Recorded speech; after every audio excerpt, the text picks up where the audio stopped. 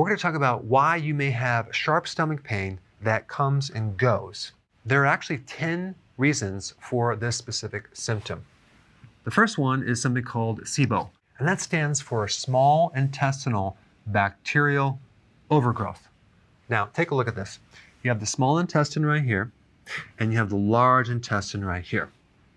Now, normally, you're supposed to have all the bacteria, or most of the bacteria, in the large intestine and not the small intestine. Now, you have some bacteria in the small intestine, but the majority is in the large intestine where it ferments, especially fiber. When you have an imbalance, where you have too many microbes in the small intestine, what happens when you eat, especially probiotics, because you're actually taking in microbes, or fiber, as in vegetables, when the fiber goes in here, the microbes start eating the fiber and start to create this fermentation. So you get all this gas, and the microbes also will compete for the nutrients. So you end up becoming deprived of nutrients because they're pretty much eating everything that they see.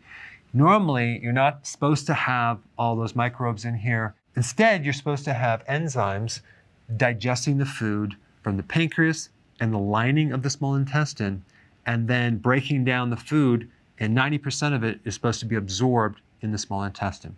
So the worst thing to consume when you have SIBO is vegetables.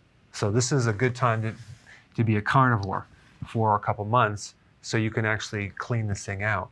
And if you do have SIBO, and I have videos on it, I'll put a link down below, you need to be taking betaine hydrochloride to acidify the stomach so you can kill off the microbes in the stomach so they don't end up in the small intestine. Number two, let's say you have a part of your intestine, just a part of it, the part that's at the very end right here, let's say this is inflamed, okay? Let's say you have ileitis, which is inflammation of the ileum right down over here. And you eat food, and it goes through this long little tube right here, no pain, no pain, and then it hits this area of inflammation that's raw, and you just start hurting. Okay, so if you have inflammation in a certain part of your colon, that's why you get this sharp stomach pain. And this usually comes from damage with something that you're eating, whether it's a food allergy, okay, like gluten, for example, or other allergies, in which case you need to do a food allergy test and avoid those foods so you can start healing this area. So I probably should just add gluten and food allergies. Also, if you have an ulcer in part of your colon, that can also cause pain. And by the way, chlorophyll is a great way to heal an ulcer. All right, number three, the gallbladder and the bile duct. So you got the liver right here that makes bile. It comes down into this common bile duct. It's a little tube, and it goes into the gallbladder where it's concentrated. And then when you eat, this thing contracts and it pushes it out into the small intestine with help of the enzymes from the pancreas together. So we have bile plus lipase, which is the enzyme from the pancreas to help break down fats. But if you're eating the wrong type of food, or you have high levels of estrogen or cortisol, you can develop a stone either in the gallbladder or in the bile duct, and that can create a lot of irritation. Or if you're eating the wrong type of foods like junk foods and vegetable oils like corn oil or soy oil, which is highly inflammatory, that can irritate these ducts right here and cause all sorts of pain and bloating. When it becomes distended, okay, that pressure can cause pain. So a problem with the gallbladder and this bile duct is very common. I put some links down below for you to get more data on that area. Number four, the pancreas or the pancreatic duct. Okay, so the pancreas makes enzymes. The pancreas also makes insulin, okay? So it actually makes a hormone, actually several hormones, and enzymes. It has both functions. If you're consuming too many carbohydrates, you're going to cause that pancreas to work really, really hard because it has to pump out a tremendous amount of insulin. Now realize, this pancreas has a dual function. It's making hormones and it's also making enzymes. So if you're stimulating one part of the pancreas, you're also stimulating the other part too. So you're creating a big strain, and that can interfere with the normal flow of digestive juices coming through here and it can swell up and it can cause all sorts of problems like pain, congestion, especially sharp pain. And grains is probably the #1 reason why a lot of people have sharp pain in their stomach. And for some people, this could be literally poisonous to their system and really create a lot of damage into the small intestine through here. And again, the food allergies as well. Okay, #6, fortification. What do I mean by fortification? Well, they enrich flour products with iron and synthetic vitamins.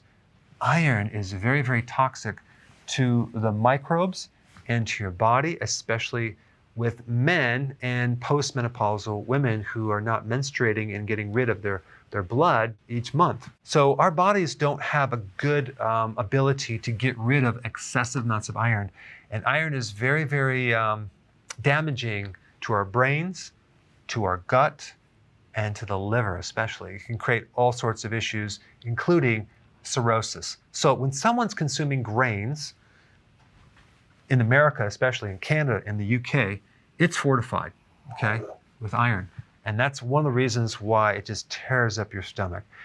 In other countries that don't fortify, they can somehow get away with consuming grains and not have the bloating and the digestive issues, but they still have the weight gain because it turns into carbs pretty fast.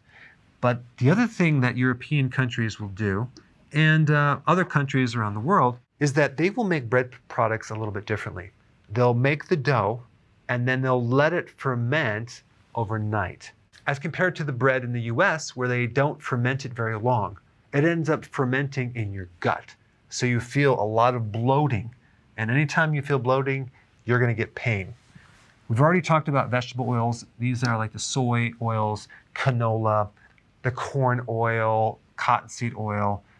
These are highly inflammatory to the digestive system. And the amount of consumption of these oils are off the charts. And this is hidden in a lot of foods, especially salad dressing, mayonnaise, and you're consuming it on a regular basis and not even really realizing that this could be the reason why you have all this pain in your gut. And then we have GMO grains. So this would be soy and corn, and even wheat is sprayed with glyphosate, which is the Roundup Ready, which can really irritate your digestive system and affect these microbes. #9, low stomach acid.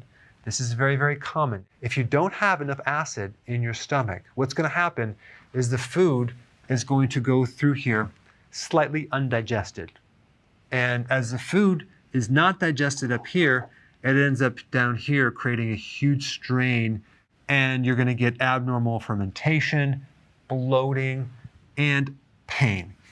Simple problem, you just need to add apple cider vinegar and betaine hydrochloride and problem solved. And last thing is frequent eating. If you're doing 6 meals a day, 3 meals with 3 snacks, not a good idea. When you do intermittent fasting, you allow the gut to heal and rest. So if you're experiencing sharp pain and you're getting bloating, you really need to do intermittent fasting. It's the absolute best thing to do. It gives your whole system a chance to reset and heal. As far as protein goes, you don't want to do too much. You want to do a moderate amount because too much protein can also overload the digestive system, especially if you don't have enough stomach acid. And also you want to keep your carbs lower because that can really irritate the liver and the gallbladder and especially the pancreas. And normally I recommend a lot of vegetables, but not if you have SIBO.